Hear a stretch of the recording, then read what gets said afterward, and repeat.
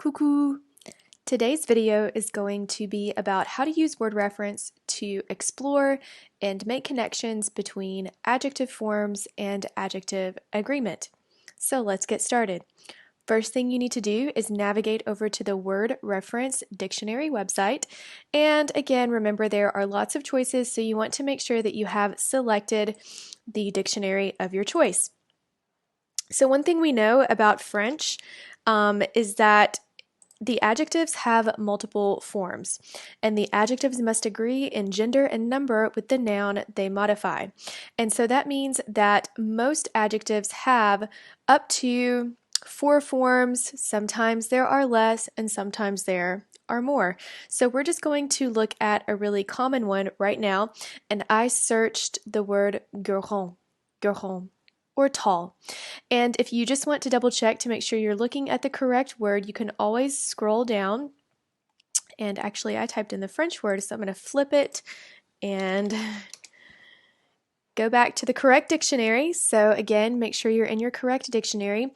And I am going to scroll down, and I can see if I hover over the letters A, D, J, just the those little letters right there, it does tell me that I'm looking at an adjective. So yes, I've got the right word, and I'm going to show you exactly where you can find the different forms. It's right up here at the top where it says inflections of grand, adjective. The feminine form is grande, with an E on the end. The masculine plural form is grand, no E, but I've added an S. And then the feminine plural form is grande, with both an E and an S. So if I have two sisters who are both tall, I would need to grab this very last form here, the feminine plural form. The nice thing about WordReference is that you can click écouter and you can listen to the different forms of the adjectives, because yes, when you change the spelling of the word, the pronunciation will change as well. Don't forget that you can always go to forvo.com, Forvo.com, and type in any word to listen to native speakers say that word as well. That's a great resource. Let's try a different word. This time I would like to, I'm going to go to English and French. Look at the word for curious. Très bien. And here I am. I've got the correct word, curious.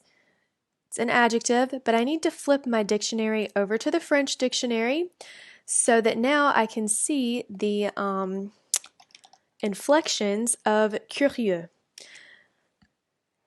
The version of the word that's going to be in the dictionary is always the masculine singular form, which I'm looking at right here. And so that's how I know which one to search in the French dictionary, so that I can now find all of the inflections of curieux.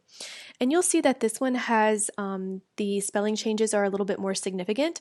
So that's why you want to use WordReference to check for the correct spelling of the adjective, and either listen to the adjective here or go over to forvo.com and listen to the pronunciation of the adjective. This one, for example, sounds like curieux in the masculine singular. I change the ending to IEUSE for the feminine form, curieuse. Now there's a Z sound at the end. Masculine plural, curieux, and then feminine plural, curieuse. Curieuse. It sounds a lot like, or exactly like, the feminine singular form. So let's try one other word. This time I want to look at the word for easy. Easy. And I learn that I've got a few choices. I'm going to go with the first one. Facile, facile. So now I get to flip my dictionary again and search for facile. Here it is, and here are my inflections of facile. And you'll notice that in this one, the only time the adjective changes is for the plural form. So actually, the masculine and feminine form are exactly the same. These are called invariable adjectives because they do not vary or change in gender. Those are great. They often end in the letter E already. The only time I have to change the form is if I need to describe a noun that is plural. I hope this tutorial has helped you explore adjectives and you know a little bit more about adjective agreement in French. À tout à l'heure!